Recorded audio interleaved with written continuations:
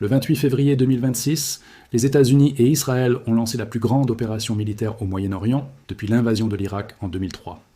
Plus de 900 cibles frappées en 24 heures. Le guide suprême iranien tué.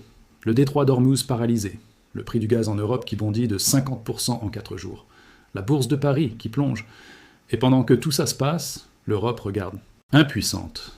Parce que cette guerre, c'est Trump qui l'a décidée. C'est Israël qui l'exécute. Et c'est l'Europe qui paie l'addition. Bienvenue sur La Facture Finale. Aujourd'hui, on va parler de la plus grande injustice économique de notre époque. Une guerre décidée par un seul homme, dans un bureau à Washington, sans consulter personne en Europe. Et ce sont 450 millions d'Européens qui en subissent les conséquences. Voici pourquoi. D'abord, revenons sur les faits. Le 28 février 2026, à 2h30 du matin, heure de Washington, Donald Trump annonce dans une vidéo sur Truth Social que les forces américaines ont commencé des opérations de combat majeures en Iran. Simultanément, Israël lance l'opération Lion rugissant. En quelques heures, des frappes massives touchent au Téhéran, Ispahan, Qom, Karaj. Le guide suprême Ali Khamenei est tué dans l'un des bombardements. C'est un séisme géopolitique. L'Iran riposte immédiatement. L'opération Promesse Honnête 4. Des centaines de missiles et de drones sont lancés sur Israël et sur les bases militaires américaines dans tout le Golfe. L'Arabie Saoudite, le Qatar, le Koweït, les Émirats, Oman, la Jordanie, tous sont touchés. Le Hezbollah entre en guerre depuis le Liban. Israël envahit le sud du Liban par voie terrestre. En 6 jours, le Moyen-Orient est en flammes. Et l'Europe dans tout ça? L'Europe n'a pas été consultée, pas prévenue, pas associée à la décision. Le Congrès américain lui-même n'a pas été consulté. Trump a agi seul. Et l'Europe s'est réveillée un samedi matin avec une guerre régionale sur les bras. Emmanuel Macron a appelé à la retenue. Il a alerté sur les graves conséquences pour la paix et la sécurité de tous. La chef de la diplomatie européenne, Kaja Kallas, a estimé qu'un Iran démocratique est loin d'être certain. Mais dans les faits, ces déclarations ne changent rien. L'Europe parle, l'Amérique agit, et c'est toujours l'Europe qui ramasse les morceaux. Parlons maintenant de la première conséquence directe, l'énergie. Le détroit d'Ormuz, par lequel transite 20% du pétrole mondial et 11% du commerce maritime mondial, est devenu une zone de guerre. Les gardiens de la Révolution ont déclaré avoir le contrôle du détroit et menacé de frapper tout navire qui tenterait de passer. Plusieurs pétroliers ont déjà été touchés. Les grands armateurs mondiaux ont suspendu leurs opérations. Des centaines de navires sont bloqués. Résultat, le prix du pétrole Brent a bondi de plus de 16% en quelques jours, franchissant les 85 $ le baril. Le gaz naturel en Europe a explosé. Les prix au TTF, la plateforme de référence européenne, sont passés de 32 € le mégawattheure le vendredi avant les frappes à plus de 54 € le mardi et ont brièvement touché 65 €. C'est une hausse de 50 à 100% en 4 jours. Et ça pourrait être bien pire. Goldman Sachs estime qu'un arrêt d'1 mois du trafic maritime dans le détroit d'Ormuz pourrait entraîner une hausse de 130% des prix du gaz en Europe. Et le Qatar est au cœur du problème. Qatar Energy, la compagnie énergétique publique qatari, a suspendu sa production de gaz naturel liquéfié après que des drones iraniens ont frappé ses installations. Le Qatar fournit environ 10% des importations européennes de GNL. Si cette source est coupée, l'Europe va devoir se battre sur le marché mondial pour trouver du gaz ailleurs, en concurrence avec la Chine, le Japon, la Corée du Sud, qui dépendent encore plus du Golfe que nous. Et cette concurrence va faire monter les prix pour tout le monde. Maintenant, comparons avec 2022. Quand la Russie a envahi l'Ukraine, l'Europe dépendait de la Russie pour 40% de son gaz et 25% de son pétrole. La coupure a été brutale. Le gaz a atteint 348 € le mégawattheure en août 2022, un record absolu. Le pétrole a dépassé 130 $ le baril. L'inflation a explosé à plus de 5% en France, plus de 10% dans certains pays européens. L'Europe a mis 2 ans à se remettre de ce choc. Et voilà qu'un nouveau choc arrive. Les responsables européens disent que 2026 n'est pas 2022. Ils ont raison sur un point. L'approvisionnement est plus diversifié aujourd'hui. L'Europe a construit de nouvelles infrastructures de GNL. La consommation de gaz a diminué, mais ils ont tort sur l'essentiel. Le problème n'est pas la pénurie immédiate. Le problème, c'est le prix.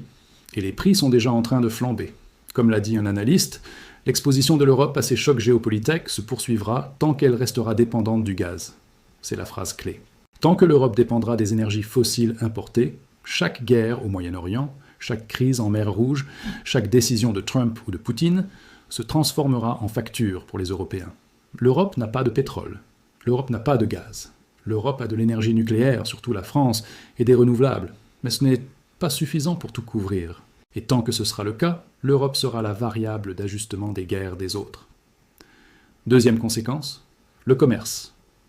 Le détroit d'Ormuz, ce n'est pas que de l'énergie, c'est 11% du commerce maritime mondial. Des matières premières, des produits chimiques, des engrais, des composants industriels. Si le détroit reste bloqué, les navires doivent contourner par le cap de Bonne-Espérance. 15 à 20 jours de trajet supplémentaires. Des centaines de milliers d'euros de surcoût par voyage. Des primes d'assurance qui explosent. Et si les Houthis au Yémen, alliés de l'Iran, reprennent leurs attaques en mer Rouge, comme entre 2023 et 2025, c'est la double peine.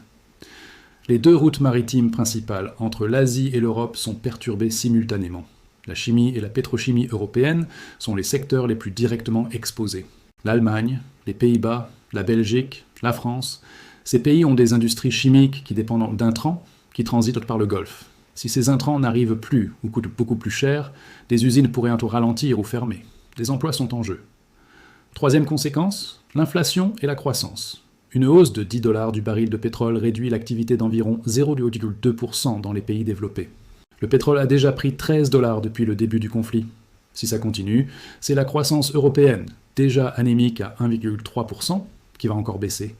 Et en parallèle, l'inflation va remonter. L'économiste en chef de la BCE, Philip Lane, l'a dit. L'ampleur de l'impact et les implications pour l'inflation à moyen terme dépendent de l'étendue et de la durée du conflit. Si le conflit dure 1 mois comme Trump l'a suggéré, ou plus, on entre dans un scénario de stagflation. Stagnation de la croissance plus inflation. C'est le pire des scénarios économiques, et c'est exactement ce que l'Europe a vécu en 2022 et 2023. Quatrième conséquence, la défense. L'Europe était déjà sous pression pour augmenter ses dépenses militaires à cause de la guerre en Ukraine. Maintenant, avec le conflit en Iran qui s'étend au Liban, à Chypre et potentiellement à d'autres pays de la région, la pression va s'intensifier. La France a déployé le porte-avions Charles de Gaulle en Méditerranée orientale. Elle a autorisé les aéronefs américains à se poser sur ses bases dans la région. Elle pourrait être amenée à protéger ses alliés du Golfe. Tout ça coûte de l'argent.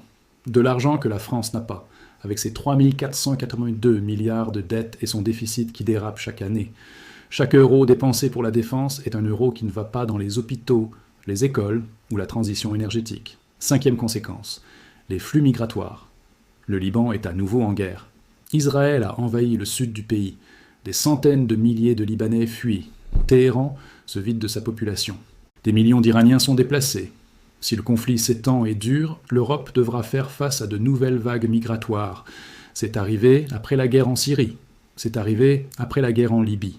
Et ça pourrait arriver à nouveau avec les tensions sociales et politiques que cela engendre dans les pays européens. On parle de pays qui étaient déjà au bord de l'implosion. Le Liban était déjà en faillite économique avant ce nouveau conflit. L'Iran traversait des manifestations massives, des millions de civils sont pris en étau. Et l'Europe, avec sa proximité géographique, sera la destination naturelle de ceux qui fuient. Sixième conséquence, le transport aérien et le tourisme. Depuis le début des frappes, près de 25 000 vols ont été annulés au Moyen-Orient. L'espace aérien au-dessus de l'Iran, de l'Irak, du Liban et de plusieurs pays du Golfe est fermé ou trop dangereux. Des milliers de ressortissants européens sont bloqués dans la région. Les compagnies aériennes européennes doivent contourner toute la zone de conflit pour leur vol vers l'Asie, ce qui rallonge les trajets de plusieurs heures et augmente la facture de kérosène. Emirates, la plus grande compagnie du Moyen-Orient, a drastiquement réduit ses opérations. Dubaï, qui était devenu un hub incontournable du trafic aérien mondial, est partiellement paralysé. Pour les compagnies européennes, chaque vol rallongé coûte des dizaines de milliers d'euros supplémentaires en carburant, et ces coûts seront répercutés sur le prix des billets. Si tu prévoyais des vacances en Asie ou au Moyen-Orient, tu peux déjà t'attendre à des billets beaucoup plus chers et des itinéraires compliqués. Septième conséquence, et c'est peut-être la plus perverse, le choc de confiance. Quand une guerre éclate, quand les prix de l'énergie flambent, quand les bourses chutent, les ménages et les entreprises prennent peur. Ils dépensent moins, ils investissent moins, ils épargnent plus.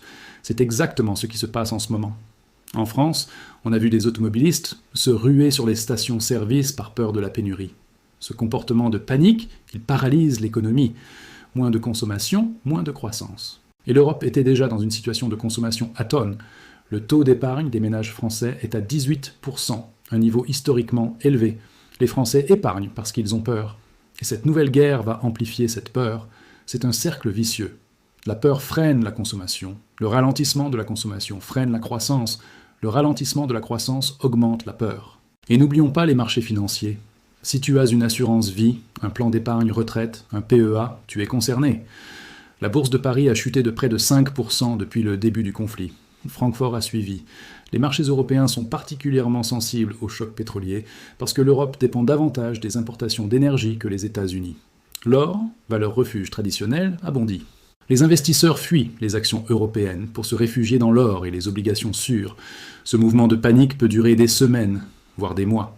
Et pendant ce temps, la valeur de ton épargne. Il y a aussi un angle géopolitique que les médias européens traitent peu. Le fond. En frappant l'Iran, les États-Unis visent aussi indirectement la Chine. La Chine dépend fortement du pétrole iranien. Près de la moitié des importations pétrolières chinoises transitent par le détroit d'Ormuz. En perturbant cette route, Trump met la pression sur Pékin. C'est un coup d'échec géopolitique. Mais l'Europe est le pion sacrifié dans cette partie. L'Europe est prise en sandwich entre les ambitions américaines et les intérêts chinois.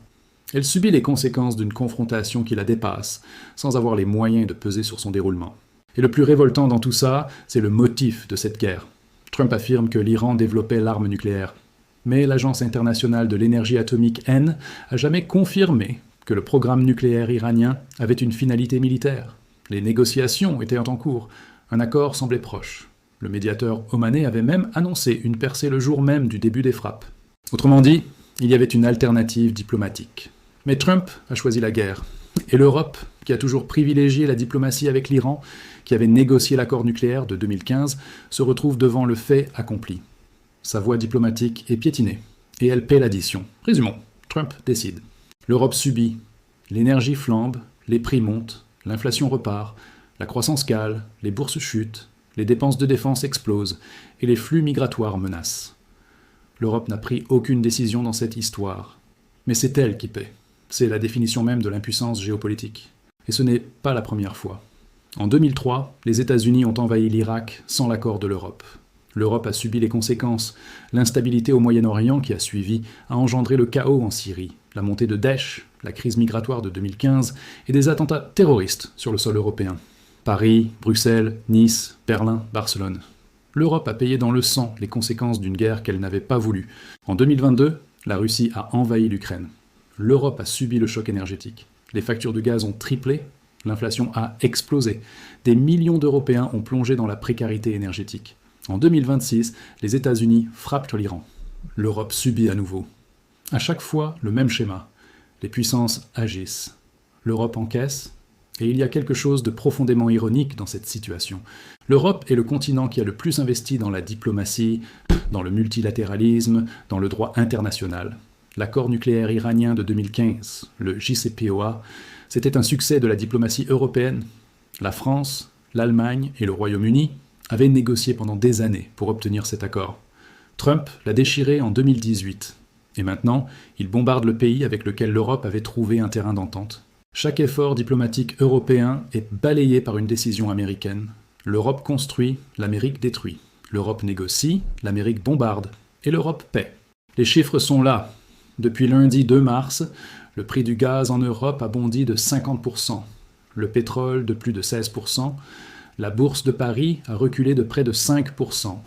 Les États doivent désormais payer plus cher pour emprunter sur les marchés, ce qui aggrave encore la crise de la dette.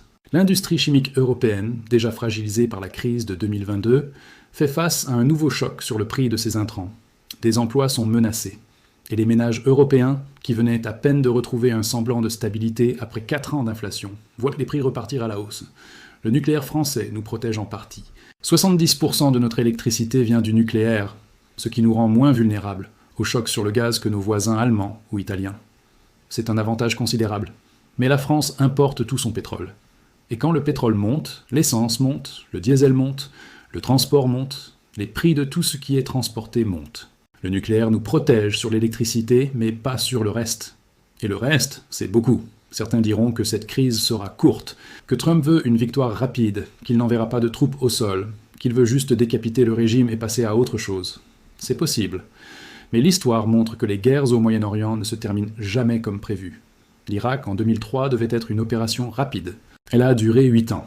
L'Afghanistan devait être stabilisé en quelques mois. Les Américains y sont restés 20 ans. Et même si cette guerre est courte, Les conséquences économiques peuvent durer des années. La crise énergétique de 2022 a duré 2 ans. Les effets sur l'inflation ont mis 3 ans à se dissiper. Et maintenant, on repart pour un tour. La vraie question, c'est combien de temps ça peut durer? Combien de guerres, combien de chocs, combien de factures l'Europe peut-elle encore absorber avant de comprendre qu'elle doit devenir autonome? Autonome en énergie, en défense, en politique étrangère. Le rapport Draghi, dont on a parlé dans notre vidéo précédente, le disait déjà. L'Europe doit choisir. Soit elle se réforme, soit elle se résigne au déclin.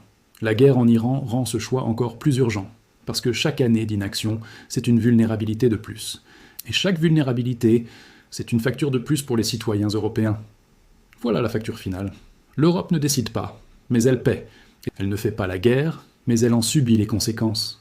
Elle ne contrôle pas son énergie, mais elle dépend de ceux qui la contrôlent. Et tant que ça ne changera pas, chaque crise sera une nouvelle addition.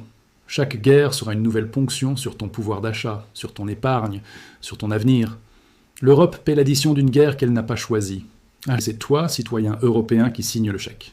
À chaque plein d'essence, à chaque facture de gaz, à chaque paquet de courses qui coûte un peu plus cher, ce chèque, il est signé par 450 millions d'Européens qui n'ont pas voté pour cette guerre, qui n'ont pas été consultés et qui n'ont aucun moyen de l'arrêter. C'est ça, la réalité de l'Europe en 2026. Un continent riche, éduqué, démocratique, mais incapable de protéger ses citoyens des conséquences des décisions prises par d'autres. C'est la facture la plus amère de toutes. Et malheureusement, elle ne fait que commencer. Parce que tant que l'Europe ne changera pas, les factures continueront de s'empiler, indéfiniment. Si cette vidéo t'a fait réfléchir, abonne-toi à la facture finale. Active la cloche et partage cette vidéo avec quelqu'un qui croit encore que cette guerre ne le concerne pas. Parce que cette guerre concerne chaque Européen. À très vite pour la prochaine facture.